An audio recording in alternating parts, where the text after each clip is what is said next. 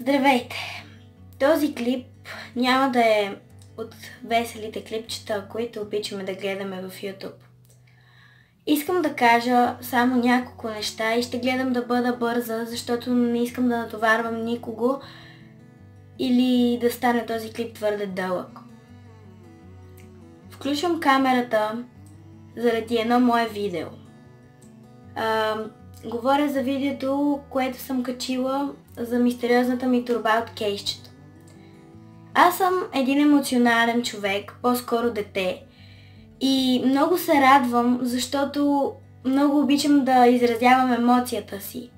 Също така се радвам, че въпреки факта, че съм 8-ми клас, обичам в себе си това, че държа детския дух и не искам да пораствам.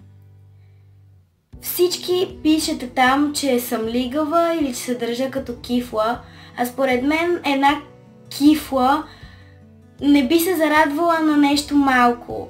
Аз няма да съм щастлива, ако ми подарят iPhone или ако ми подарят нещо друго, което е скъпо.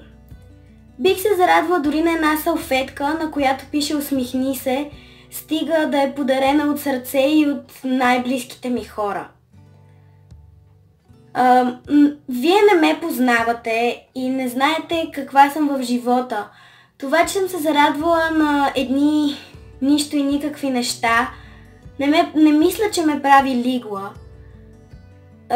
Също така, този тормоз в YouTube не се случва само на мен, защото аз не се влияя от тези коментари, тъй като всички около мен ме познават, аз също се познавам и не мисля, че съм такава.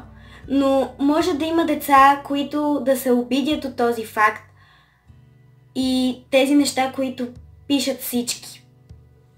Не мисля, че е правилно и не мисля, че е хубаво да има деца, защото всичко това е написано от деца, които да се държат с такава злоба към други деца. Исках това да ви кажа. Просто всеки да се постави на мястото на този човек, на който пишат лош коментар.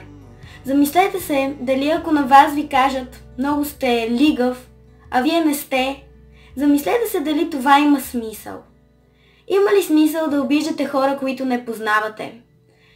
Вие отваряте едно клипче за 8, 10, 15 минути и виждате това, което е снимано в него. Не знаете човека извън клипа какво прави, не знаете дали помага на хората, не знаете дали се държи лошо с тях.